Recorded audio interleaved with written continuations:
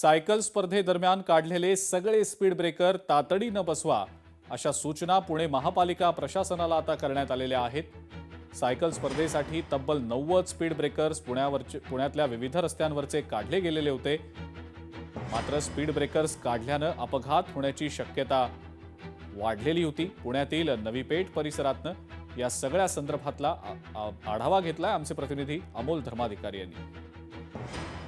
पुण्यात नुकत्याच झालेल्या ग्रँड टूर या सायकल आंतरराष्ट्रीय स्पर्धेसाठी पुणे शहरातले रस्ते हे चकाचक करण्यात आलेले होते। रस्त्यांचं डांबरीकरण करण्यात आलेलं होतं आणि या रस्त्यांवरचे जे स्पीड ब्रेकर होते ते काढण्यात आलेले होते।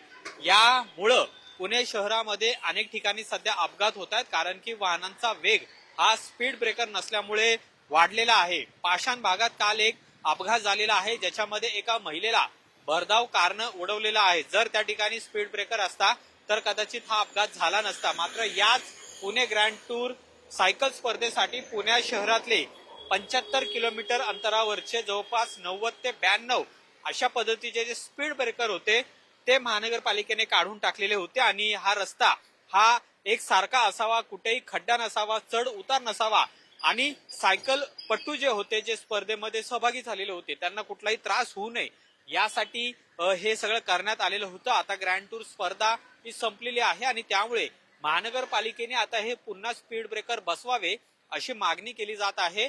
शहरातील जे अपघात रोखायचे असतील तर हे पुन्हा एकदा बसवावं लागणार आहे, कारण की या स्पीड ब्रेकरमुळे वाहनांचा वेग आहे त्याच्यावर मर्यादा येते आणि त्यामुळे जे वाहन चालक असतात किंवा रस्त्यावरून चालणारे नागरिक असतात यांना याचं नुकसान होत नाही किंवा जे अपघात होतात ते यापासून रोखले जातात आणि त्यामुळे तातडीनं हे स्पीड ब्रेकर बसवावे अशा पद्धतीची मागणी आता पुणेकरांकडून केली जात आहे।